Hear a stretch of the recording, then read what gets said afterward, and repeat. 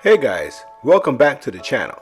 Today we're at R Mustangs in San Francisco. Now the reason for our visit is that I was recently asked, given the high prices of classic cars today, and we were specifically talking about Mustangs, should they consider a 6-cylinder? Now here at the Smell of Gas, we have owned multiple classic Mustangs, including our current 1965 Mustang Fastback GT350 tribute car, so we definitely have an opinion on the subject.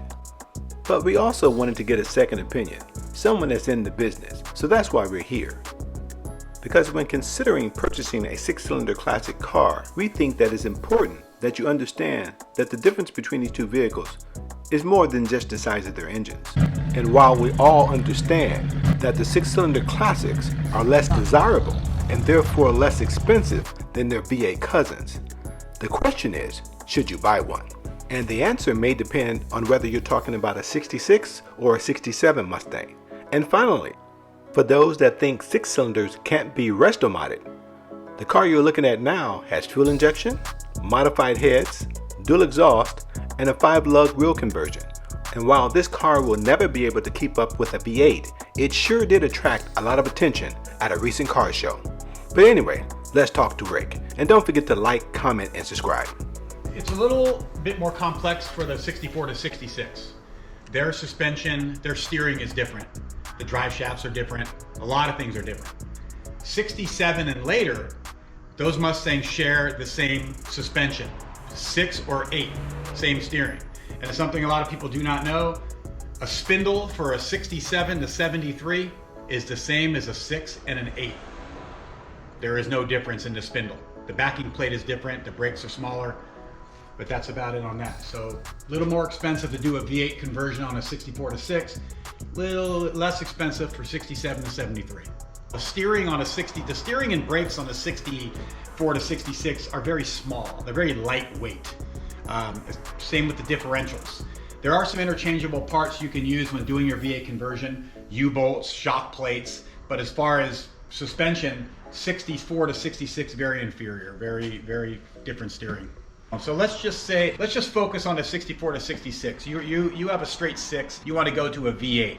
Okay, great. You're gonna have to get rid of, throw out pretty much everything underneath, from the differential, drive shaft, transmission, and the suspension, steering. You gotta throw it out. You gotta convert it all over to V8. So when you're switching over to V8 on a 64 to 66, steering is different. Steering. That's the main thing, is steering. And it can be pricey. It's very rare that we do those jobs because it can be pricey.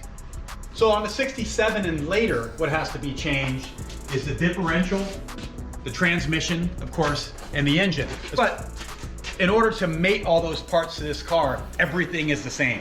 Nothing is different. The only thing you have to change for any 6 to 8 conversion would be the frame mounts. That would be it. The frame mounts have to change.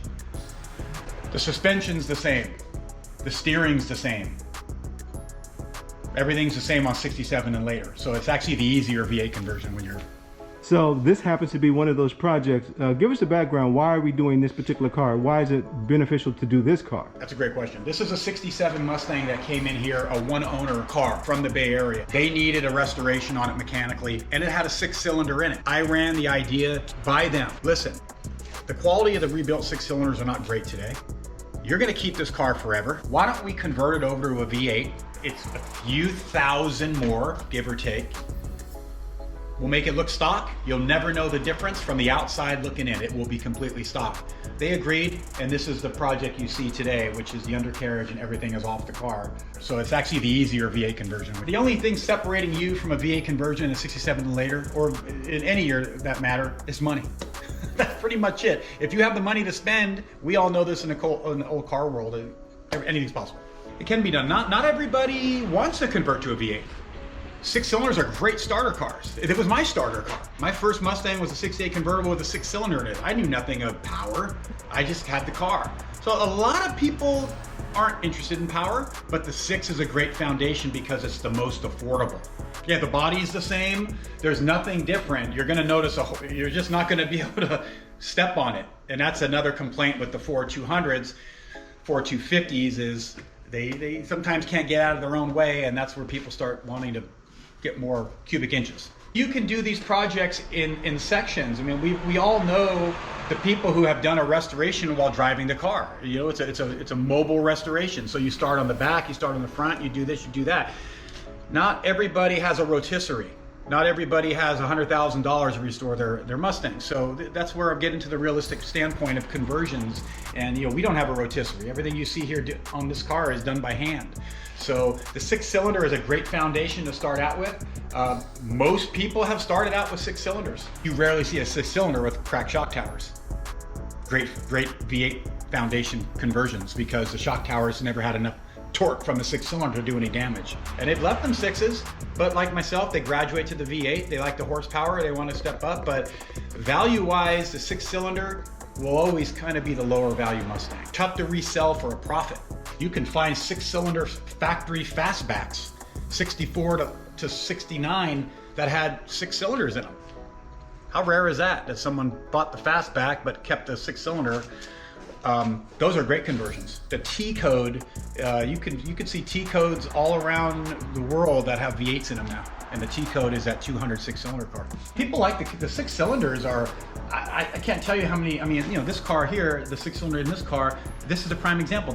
She bought it when she was 16. The dad was, hey, you know, I'll get you a Mustang and get your kid a 6-cylinder. Who wants to get their kid a hot rod at 16 to go out there and, you know, you don't want your teenager with V8 power. You know, that's something you have to learn to harness as you age. And one thing to take into consideration is, am I going to hurt the car's value, the resale value, by going from a 6 to an 8? It's yes and no. Depends how you do it. They're never selling this car. This car is a one-owner car. It's not leaving. So value-wise, it's not going to hurt the car whatsoever. The way it's going to be done, factory correct, will keep the car at a good value without decreasing in value. You know, when you go to buy a car and you find out it used to be a 6, it's not a factory V8. There's something about a factory V8. Now, if the seller and buyer are both in unison and agree that, hey, this is a great car, hey, what does it matter?